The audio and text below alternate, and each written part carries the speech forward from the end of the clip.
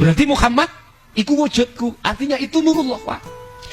Muhammad itu semua makhluk di dunia ini disebut Muhammad secara hakikat loh, Pak ya. Dikatakan Muhammad karena ada kaitannya dengan nurullah. Nurullah itu cahayane Allah. Jadi cahayane Allah itu isine dunya kabeh. Makhluk niki disebut nurullah. Mula sangka kuwi jangan melihat nure sampean, jangan melihat nurullahnya. Kalau sampean melihat nurullahnya, tidak akan melihat bisa di dalamnya ini.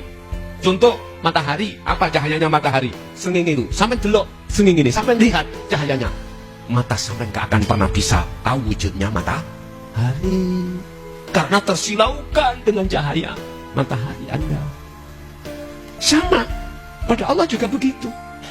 Jangan melihat nurnya, jangan melihat Muhammadnya, walaupun itu adalah lahir Allah. Paham ya? Cuman proses kita memang ditelusuk-telusuk no disi ambek Allah lewat niki. Apa ya ditelusuk-telusuk no niku? Disesatkan dulu. Kita tersesat di sini. Tersesat kita. Ruhaniyah maksudnya. Makanya orang akan tahu tujuannya harus melewati sesuatu jalan yang tersesat dulu. Ya, tersesat dulu. Saya ja'alullahu ba'da usri yusra. Ingatlah sesuatu yang kau dapatkan al-haq terlebih dulu itu kau nikmati, kau berlaku tersesat dulu. Orang yang tahu jalan itu harus tersesat terlebih dahulu. Enggak apa-apa, itu prosesnya, Pak. Makanya saudara saya masih ada di syariat, nggak salah, Pak. Ruhaniyah masih selain Allah, nggak apa-apa. Itu proses beliau-beliau, proses kita. Jangan disalahkan. Cuman naik lagi. Ngoten maksudullah. Terus sampai hakikat, sampailah ke makrifat. Baru ketemu di situ. Yes, itu maksud Muhammad wujudku itu ada kaitannya dengan nurullah. Apa nurullah? Cahayanya Allah, yaitu dunia dan seisinya. Ini secara hakikatnya. Yang ketiga, apa tadi? Manusia. Adam adalah rupaku. Nah, ini ada kaitannya dengan Nur Muhammad, Pak. Ya, ada kaitannya dengan Nur Muhammad. Ini ada kaitannya ayat fa'aina man tuwallu fathamma wajhullah. Sebab ini adanya semua kita manusia ini secara akal syariat karena adanya Nabi Adam. Nah, gitu tak?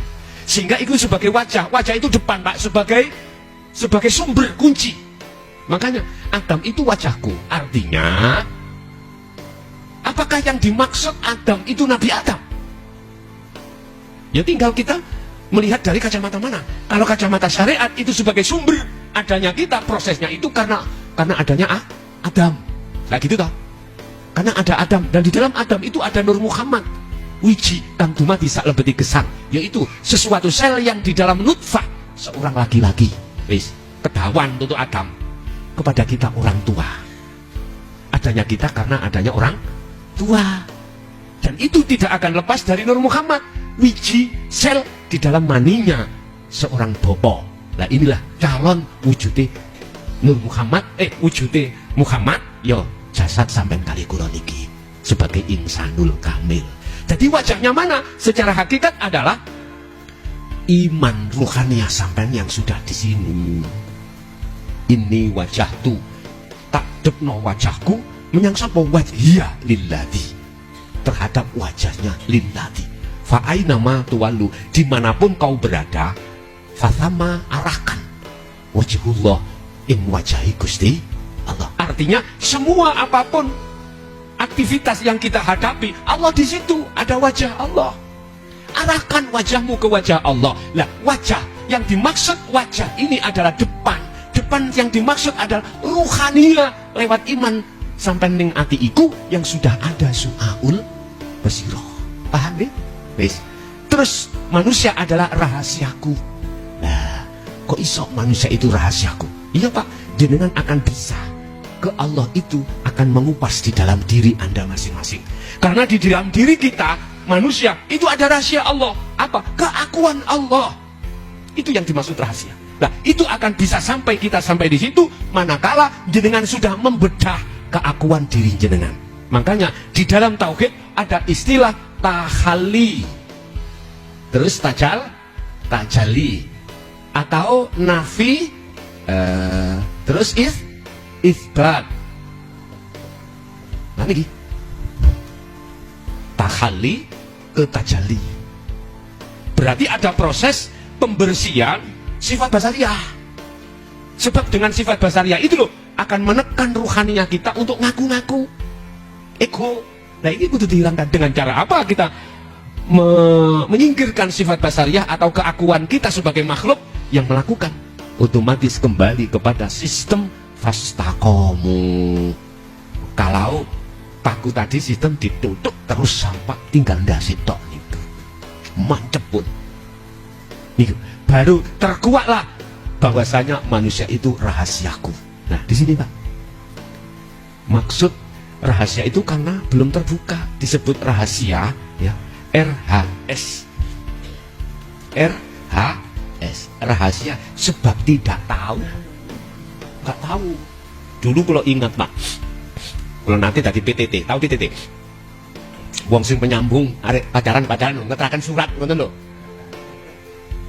Napa mriki jenenge? Majomblang. Majomblang. Son terno surat iki ya nang Umi Kalsum. Nah, nanti sih. Wayu Pak Umi Kalsum piye niku. Niku rencang sak kelas kula. Waktu SMP piye. Lah, sing pacaran niki sak kamar kali kula sak pondok. Teng Pondok Mojosari. Son terno ya surat ya. Tapi udah dibuka kah? Enggak. Kula ngeterno niki konsekuensi enggak oleh buka, mboten buka. Lah, inilah yang kusebut rahasia bagi saya. Isinya tidak tahu. Ketika saya kasihkan namanya Umi Kalsum, diterima Umi Kalsum. Wong sak kelas kali kula. Lah, di situ terus bawa pulang, paginya ngomong. Dibales sampai Umi Kalsum lewat kula. Son tolong kekno Wahib. Nah, namanya Wahib. Bagi saya, isi surat itu rahasia, Pak. Nggak boleh saya buka ya. Rahasia. Ilmu ini tentang hakikat makrifat rahasia bagi kita yang masih ada di syariat saja. Mohon maaf loh, itu bukan perkara ini nggak boleh dibuka, bukan.